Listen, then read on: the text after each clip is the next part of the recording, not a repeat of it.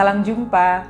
Video berikut ini akan memberikan contoh bagaimana melakukan percakapan coaching dengan alur percakapan Tirta dalam bentuk tatap muka.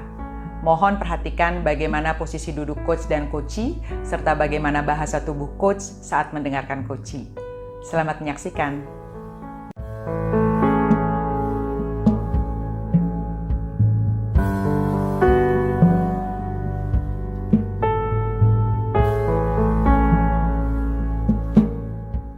Aira, selamat siang. Siang. Thank you ya sudah datang nih siang ini. Kita mau ngobrol nggak lama lah, sebentar aja, 10-15 menit.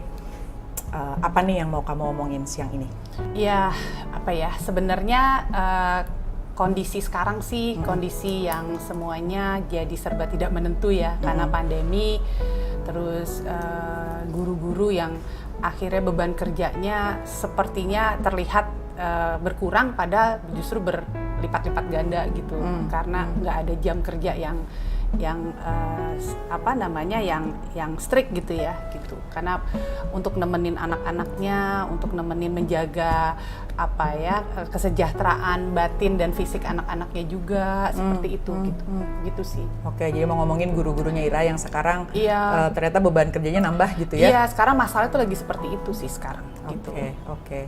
Jadi waktu kerjanya nambah, sementara juga di rumah dia harus nemenin anak-anaknya juga, betul, gitu ya. Betul. Oke, jadi tadi kesejahteraannya kayaknya kok agak terganggu gitu ya. Iya, sementara harus menjaga kesejahteraan anak-anaknya, tapi saat yang bersamaan dia juga harus menjaga dirinya gitu kan. Iya, betul gitu. Oke, kita cuma punya waktu pendek nih, Ra. Ira pengen dapat apa dari percakapan kita? Karena saya pengen sekali menolong gitu ya, membantu mereka untuk melewati proses perjalanan mereka gitu. Jadi mungkin hal-hal yang bisa saya lakukan kali ya untuk guru-guru di sekolah. Gitu. Apa yang bisa dilakukan ya, Iya. supaya tadi itu kali ya, supaya jadi agak sejahtera gitu mungkin? Iya. Maksudnya supaya tenang, supaya bisa fokus, supaya ya sejahtera ya secara mental gitu. Mereka juga bisa kuat gitu. Karena kan mereka tugasnya berat ya untuk nemenin anak belajar gitu. Jadi jangan sampai mereka fokus ke anak-anaknya, tapi mereka menelantarkan diri mereka sendiri gitu. Oke. Nah, kalau dari pengamatan Ira nih, dari guru-guru ini, kalau nih ngomong sejahtera gitu ya, guru yang sejahtera buat Ira tuh kayak apa sih sebetulnya? Yang sebenarnya dia fokus, satu, dia tahu tujuan dia sebagai guru tuh apa gitu ya, fokus di situ, dan bisa membagi waktunya secara berimbang gitu ya, antara kepentingan pribadinya gitu dengan tuntutan profesionalismenya dia gitu sih. Oke, jadi gitu. fokus dan bisa bagi waktu secara berimbang, itu yang idealnya kayak gitu. Iya.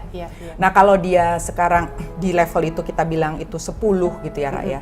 Sekarang guru-guru Ira itu Ira nilai ada di step berapa? Beragam ya, ada yang terus terang ada di angka 5, ada yang di angka ya sekitar segitu sih. Maksudnya kayak gitu. Bingung nomor satu, kondisi ada yang tinggal di kos-kosan gitu ya, tidak bisa pulang ke rumah keluarganya, sehingga udah berbulan-bulan tidak bisa keluar gitu, tapi tetap harus menjaga hubungan atau fokus kepada perannya sebagai pendamping belajar.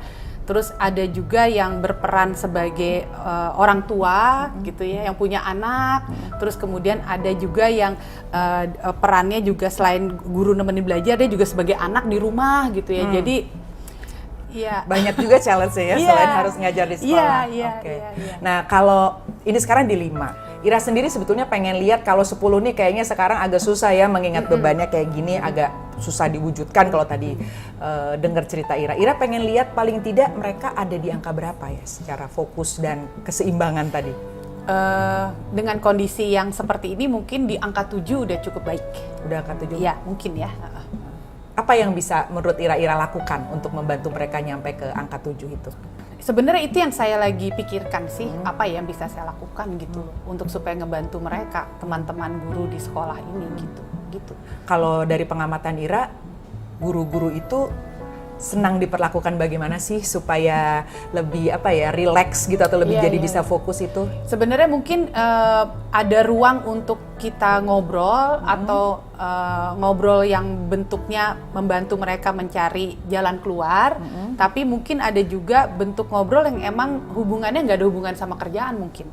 Jadi kayak ada tempat-tempat atau waktu-waktu yang emang harus disiapkan untuk seperti itu gitu mungkin ya gitu. Butuh ada waktu khusus untuk ngobrol gitu ya. Ngobrol yang sifatnya untuk membantu mereka mencarikan jalan keluar dari kebingungannya dan juga mungkin waktu ngobrol untuk hal-hal yang nggak ada hubungannya sama pekerjaan.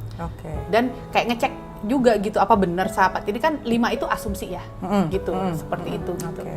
Dan itu gimana Ira ngelihat aku terhadap 2 hal tadi, ngobrol untuk membantu mereka dan ngobrol untuk ngobrol ngalor ngidul kali ya, apapun saja yang nggak ada hubungannya sama kerjaan.